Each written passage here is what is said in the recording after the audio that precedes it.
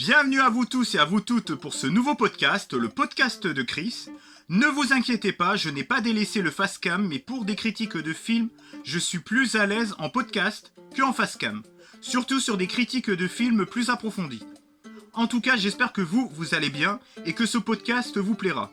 Alors, mettez votre casque et profitez de ce podcast. Prenez une bière ou un smoothie ou un chocolat chaud tout en profitant de ce podcast. C'est parti. Mon objectif sera par le biais de ces podcasts de vous faire découvrir des films et des séries trop méconnus à mon goût, mais aussi vous faire découvrir le ou la vidéaste qui m'a donné envie de voir ce film, ou cette série en question. On est bon ? Let's go. J'ai découvert le film Grégoire Moulin contre l'humanité par le biais de la vidéaste Léa Blabla. J'ai beaucoup aimé cette vidéo qui retrace les 8 films sur l'amour, mais des romances pas du tout conventionnelles, mais plutôt des romances anticonformistes, complètement chez père. Si vous voulez voir cette superbe vidéo et cette talentueuse vidéaste, sa vidéo s'intitule 8 films d'amour complètement décalés. Je mettrai bien évidemment le lien de sa vidéo dans la barre de description. Nous sommes bons ? C'est parti. Je vais vous donner maintenant mon ressenti sur le film. Spoiler alert, j'ai surkiffé ce film. Le film s'enchaîne à un rythme effréné, sans jamais basculer dans les temps morts. Notre héros enchaîne les pires situations dans une aventure citadine au cœur d'un match de foot, où nous voyons les pires instincts primaires des mecs, mais aussi l'hystérie de certaines meufs. Ne vous inquiétez pas, aucun genre n'est épargné dans ce film. Même si les mecs en ramassent quand même plus pour leur grade. Mettre au cœur de cette aventure le foot est une fucking bonne idée. Le foot est vraiment le fil conducteur de ce film. J'ai adoré ce premier point. Pour le second point, la romance entre notre héros et notre danseuse est magnifiquement bien ficelée et remplie d'embûches. Surtout pour notre héros.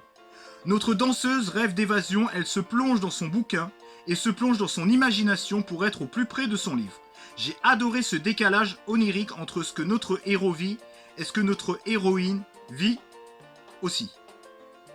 Sinon, le casting est vraiment excellent, de notre héros en passant par notre héroïne, en passant par le collègue de bureau, jusqu'au moindre second rôle.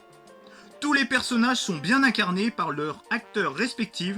Il n'y a vraiment aucune fausse note, les acteurs et actrices mettent véritablement du cœur à l'ouvrage dans ce métrage. À mon avis, les acteurs ont été très bien dirigés par le réalisateur Artus de Penghem. C'est lui aussi qui joue aussi l'acteur principal. C'est hyper rare qu'un film soit aussi bon, surtout quand un réalisateur joue aussi l'acteur principal dans un film. J'ai aussi adoré l'humour du film et le délire qui en dégage.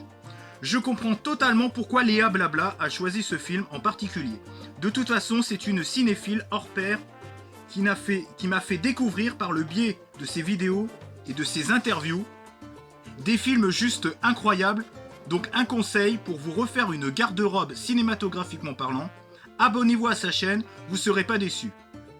Et vous allez découvrir des films et des séries que vous n'aurez jamais pensé regarder. Sinon, le film regorge d'humour cocasse et de situations trash et gênantes. Cette comédie romantique et burlesque est tout bonnement un classique de la comédie française. En plus, le film esthétiquement s'inspire du travail de Dupontel et de Jean-Pierre Jeunet.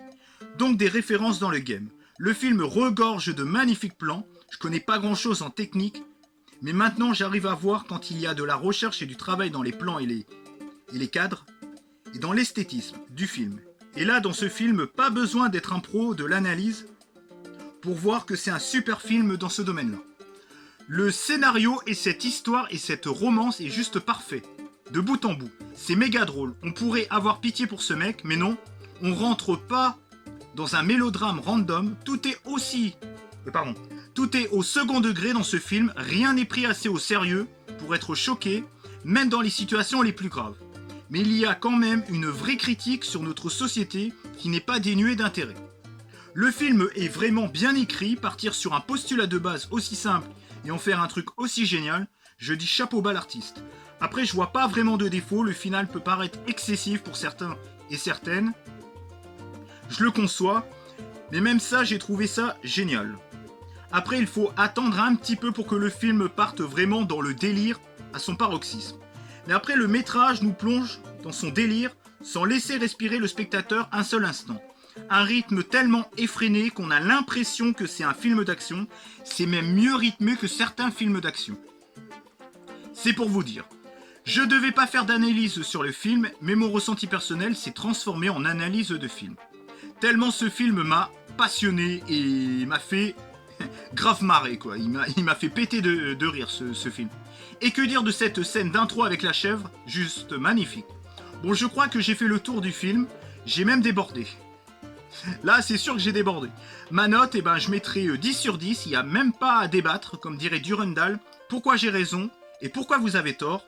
De toute manière, faut être difficile pour ne pas aimer ce film. Je vais vous parler maintenant de quelques anecdotes sur le film. Le film a été nommé César de la meilleure première œuvre. Malheureusement, il n'a pas remporté ce prix. C'est No Man's Land de Danny Tanovic qui a gagné ce prix. Objectivement, qui se souvient de ce film? Sérieusement. Le film a été majoritairement tourné dans la capitale à Paris, mais le film a été tourné aussi dans la ville de Lyon. J'espère que ce podcast vous aura plu, j'attends vos retours dans les commentaires. N'hésitez pas à liker, commenter, partager et à tweeter ou retweeter cette vidéo. N'hésitez pas à vous abonner à la chaîne de Léa Blabla. Mais surtout, voir sa vidéo qui parle de ce film en question. Je vous dis au revoir, ciao et bye bye.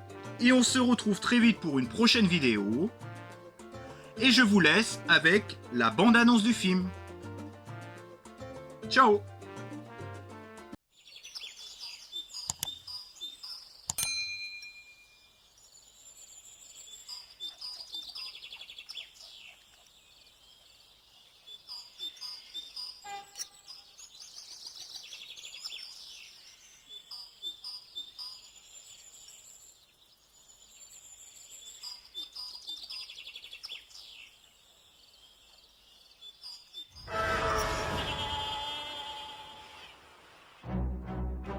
Je m'appelle Grégoire Moulin. J'ai toujours eu une prédisposition pour le stress. Et ça remonte à très loin. Ça fera un bon footballeur. Non, médecin. Footballeur. Médecin. Quand je serai grand, je serai danseur. Jamais! Dépêche-toi de mettre ça au lieu de dire des bêtises!